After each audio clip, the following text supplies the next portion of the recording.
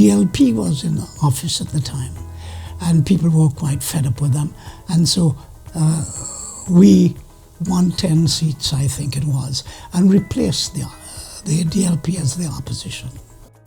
We went into the election and we got a tremendous response. We had displaced the DLP. In the general elections of 1976, a new party arrived on the political scene in Trinidad and Tobago. Winning 10 seats in the parliament, it was unlike any political party before it. The party was the ULF, the United Labour Front. A party where a lot of people felt very comfortable outside of the DLP and outside of the PNM. The working class was being educated along lines of class relationships, class development, class interests, as you relate that to the societal interest, the national interest of Trinidad and Tobago. It was an amalgam of 4 trade unions in the main: All Trinidad, the Island-wide Cane Farmers Trade Union as it then was, the Oilfield Workers Trade Union, and the Transport and Industrial Workers Union. The ULF made it possible to bring together all the opposition forces. I don't know anybody who could have been identified more than George Weeks was identified and continues to be identified as perhaps the most serious Trinbagonian insofar as our national interest is concerned. And all of his struggles were around his philosophy, his ideology, his belief, his thinking that the interest of Trinidad and Tobago must come first before any particular person's individual interest. Almost immediately, though, there was a schism in the party, with the main protagonists being Basdeo Panday and Rafiq Shah. No, there was a fundamental ideological split in the ULF. Remember, the ULF was literally what it said, United Labour Front.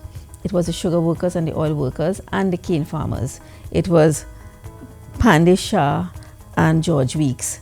Leaders, 3 Labour leaders. And of course, there were alongside them other Labour leaders.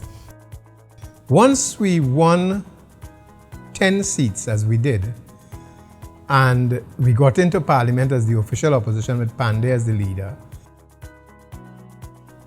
Panday saw an opportunity to ditch the left, the revolutionaries in the party, and do away with that and control the party completely. Panday went about charting a course for the ULF, and the others, as I recall, were insisting that there be collective leadership.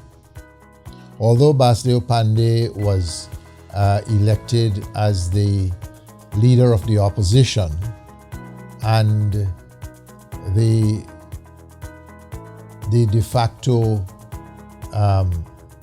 leader of the ULF, there were those who, in the socialist style, wanted a collective leadership, and Panday wanted to chart his own course, and he wanted to carve out his own niche for taking the movement forward. And conflicts arose, and we had a lot of intellectuals or people who put forward all kinds of intellectual arguments, seeing the politics as a science, when Panday was seeing the politics as a pragmatist, and that created a conflict. The people we were looking after were no longer merely the trade unions, but the entire country. And our philosophy should be pragmatism. That is to say, we should be looking after all the people. And I was dubbed a bourgeois intellectual, and so that I couldn't lead the party. I did not have the right ideological direction, and that is what led to that split when an attempt was made to place Shah as leader. I said at the meeting, I do not want to be opposition leader because the media and the public see this as a Panday Shah issue. It is not. It is a bigger issue than that. And I suggested Errol MacLeod, who was a member of Parliament for Oropuch, to be leader of the opposition. And I was outvoted on that. And it was reluctantly I took up the position of leader of the opposition.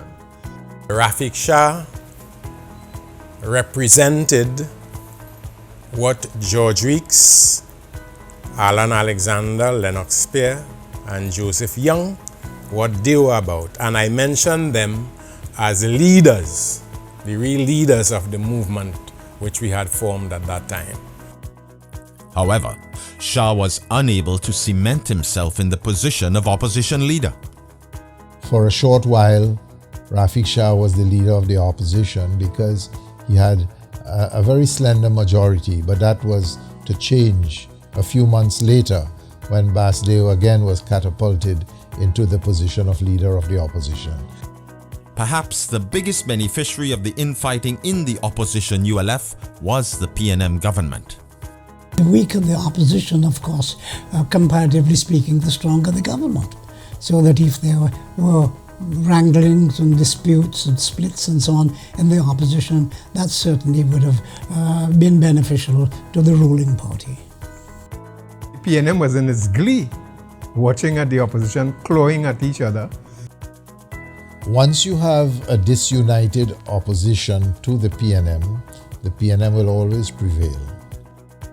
It did make it easier for the PNM to do what I thought they wanted to do with this country.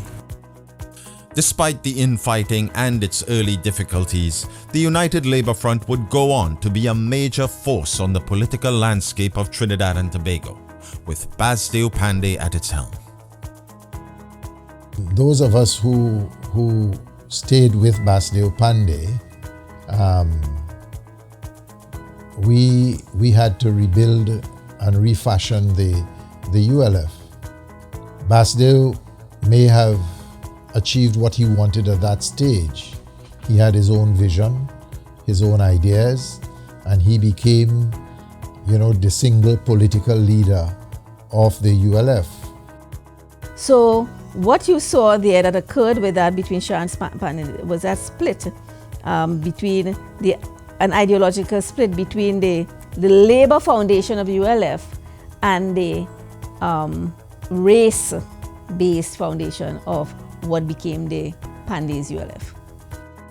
The ULF experience was the commencement of the dismantling of the racial pattern of voting.